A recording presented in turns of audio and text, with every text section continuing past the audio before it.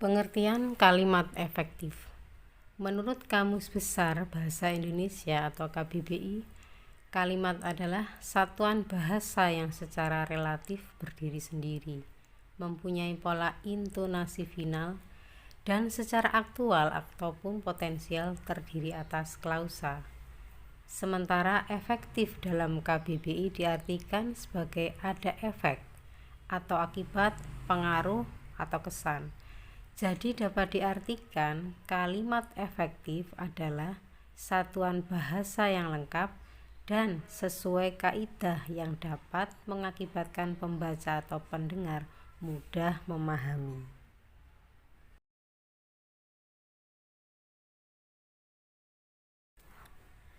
Kalimat efektif dan tidak efektif biasanya bisa dibedakan dari kaidah-kaidah dalam penyusunan kalimat. Jika itu kalimat efektif, maka harus memenuhi yang pertama adalah unsur-unsur penting yang harus dimiliki setiap kalimat. Yang kedua, aturan-aturan tentang ejaan yang disempurnakan atau EYD. Dan yang ketiga, cara memilih kata dalam kalimat atau diksi. Adapun ciri-ciri kalimat efektif yang mudah dipahami antara lain mencakup yang pertama adalah kesatuan dan kesepadanan. Kalimat efektif harus memiliki keseimbangan antara pikiran atau gagasan dengan struktur bahasa yang dipergunakan. Kesepadanan kalimat ini dapat dilihat dari struktur bahasa dalam mendukung gagasan atau konsep yang merupakan kepaduan pikiran. Ciri-ciri kesatuan dalam kalimat bisa berupa subjek dan predikat jelas. Kemudian tidak terdapat subjek ganda. Predikat tidak didahului dengan kata yang dan sebagainya. Sebagai contoh berikut ini. Bahasa Indonesia yang berasal dari Melayu. Kalimat ini merupakan kalimat tidak efektif. Perhatikan, pada kalimat ini ada kata yang, yaitu bahasa Indonesia yang berasal. Nah, ini untuk menjadi efektif maka kata yang dihilangkan sehingga menjadi bahasa Indonesia berasal dari Melayu. Ciri kalimat efektif yang kedua adalah keparalelan. Keparalelan merupakan kesamaan bentuk yang digunakan dalam suatu kalimat. Apabila kata pertama berbentuk kata kerja, maka kata berikutnya juga harus berbentuk sama, yaitu berbentuk kata kerja. Contohnya berikut ini. Guru menjelaskan dan penerapan cara mitigasi bencana alam yang efektif. Kalimat ini tidak efektif. Kenapa? Perhatikan, guru menjelaskan. Menjelaskan ini adalah kata kerja, sedangkan penerapan ini bukan kata kerja. Seharusnya kalau yang pertama menggunakan kata kerja, maka kata berikutnya juga menggunakan kata kerja. Nah, untuk menjadi kalimat efektif, maka menjadi seperti ini. Guru menjelaskan dan memaparkan cara mitigasi bencana alam yang efektif. Jadi kata penerapan diganti dengan kata memaparkan agar kalimat ini menjadi kalimat efektif. Ciri kalimat efektif yang ketiga adalah hemat kata. Hemat dalam kalimat efektif maksudnya adalah kehematan dalam pemakaian kata, frase, atau bentuk lainnya yang dianggap tidak perlu. Sebuah kata dikatakan hemat bukan karena jumlah katanya sedikit, melainkan menyangkut tentang gramatikal dan makna kata. Dalam menyusun kalimat efektif, penulis harus berusaha menghindari pemakaian kata yang tidak perlu. Hemat di sini berarti tidak menggunakan kata-kata mubazir, tidak menjamakkan kata yang sudah berbentuk jamak, dan tidak mengulang subjek. Syarat kehematan ini membuat kalimat efektif menjadi padat dan berisi. Poin utamanya adalah Seberapa banyaknya kata yang bermanfaat dan penting bagi pembaca atau pendengar. Untuk membuat kalimat efektif yang hemat, setidaknya hindari pengulangan subjek kalimat, hiponim, bentuk kata bersinonim, makna jamak yang ganda, pemakaian kata depan dari dan daripada. Berikut ini adalah beberapa contoh dari ciri kalimat efektif yang ketiga, yaitu hemat kata. Perhatikan contoh yang pertama. Kalimat tidak efektif karena pengulangan subjek. Contoh kalimatnya adalah, siswa itu segera masuk ruangan kelas setelah dia melihat kepala sekolah datang. Perhatikan kata yang berwarna biru, siswa dan dia. Ini merupakan subjek yang sama. Jadi seharusnya tidak perlu diulang. Untuk menjadi efektif maka kita harus menghilangkan subjek yang tidak perlu sehingga menjadi siswa itu segera masuk ruangan kelas setelah melihat kepala sekolah datang. Jadi kata dia dihilangkan karena sudah ada kata siswa. Berikut ini contoh kalimat tidak efektif dengan hiponim. Perhatikan. Buah jambu dan buah mangga adalah buah kesukaan ibuku. Di sini ada kata buah, ada 3 kali diucapkan ya. Untuk menjadi efektif maka cukup digunakan 1 kali saja kata buahnya sehingga menjadi jambu dan mangga adalah buah kesukaan ibuku. Nah, ini adalah kalimat efektif. Nah, yang ini adalah kalimat tidak efektif karena bentuk kata bersinonim. Perhatikan contohnya.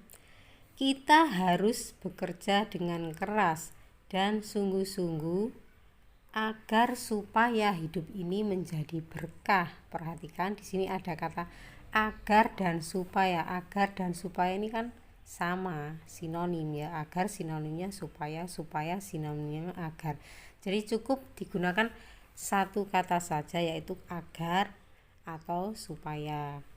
Tidak usah digunakan dua-duanya supaya menjadi kalimat efektif sebagai berikut, yaitu kita harus bekerja dengan keras dan sungguh-sungguh supaya hidup ini menjadi berkah. Atau kita gunakan yang kata agar seperti ini. Kita harus bekerja dengan keras dan sungguh-sungguh agar hidup ini menjadi berkah. Nah, ini 2 kalimat ini adalah kalimat efektif, sedangkan yang di atas tadi tidak efektif karena menggunakan kata yang bersinonim. Agar dan supaya itu adalah kata yang bersinonim, jadi cukup digunakan salah satu saja. Berikut ini adalah contoh kalimat tidak efektif dengan makna jamak yang ganda. Perhatikan. Semua pegawai-pegawai baru berkumpul di lapangan. Perhatikan, di sini ada kata pegawai-pegawai, ini kan berarti banyak pegawainya. Jadi tidak usah menggunakan kata semua karena kata pegawai itu sudah menunjukkan jamak.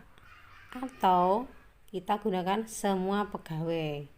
Pegawainya cukup 1 kata saja, tidak perlu pegawai-pegawai ya. Jadi semua pegawai. Jadi seperti ini kalimatnya. Semua pegawai baru berkumpul di lapangan.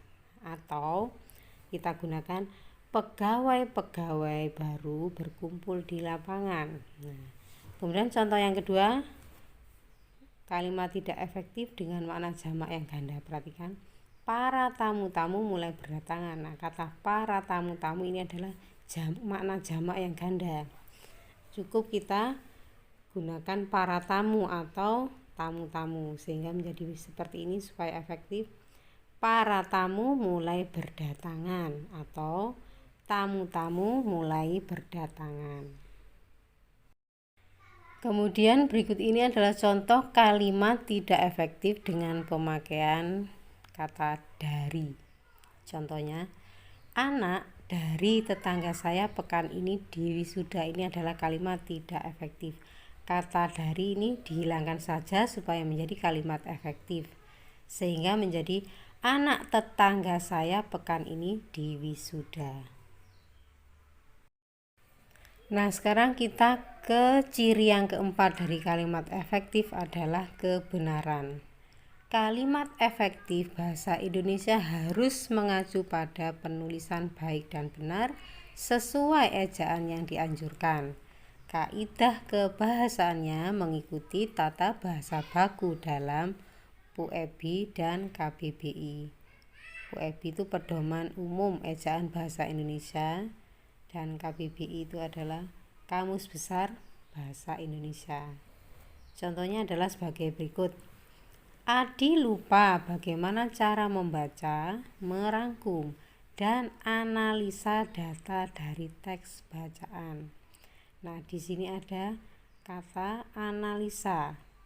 Ini seharusnya supaya menjadi efektif sesuai dengan kata baku adalah menganalisis. Maka kalimatnya menjadi seperti ini supaya menjadi kalimat efektif, yaitu Adi lupa bagaimana cara membaca, merangkum, dan menganalisis data dari teks bacaan.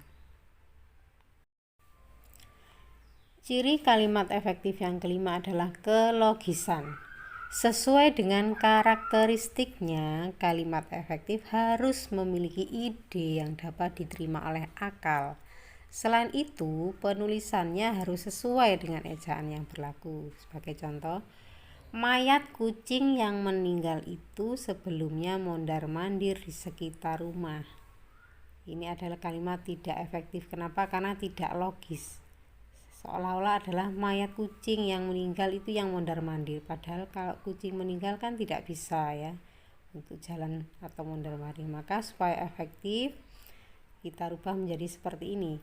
Sebelum meninggal, kucing yang ditemukan mayatnya itu sering mondar-mandir di sekitar rumah. Adapun ciri kalimat efektif yang keenam adalah kepaduan atau koherensi. Syarat ini masih berkaitan dengan kelogisan kalimat. Pilihan kata dalam menyusun kalimat harus berhubungan atau koheren, sehingga membuat kalimat menjadi utuh dan tidak sumbang. Kepaduan pada kalimat bisa rusak apabila penulis salah menempatkan pola kalimat atau menyisipkan kata yang tidak sesuai dengan predikat dan objek. Perhatikan contohnya, DPR membahas daripada kehendak rakyat. Nah, kalimat ini tidak efektif ya.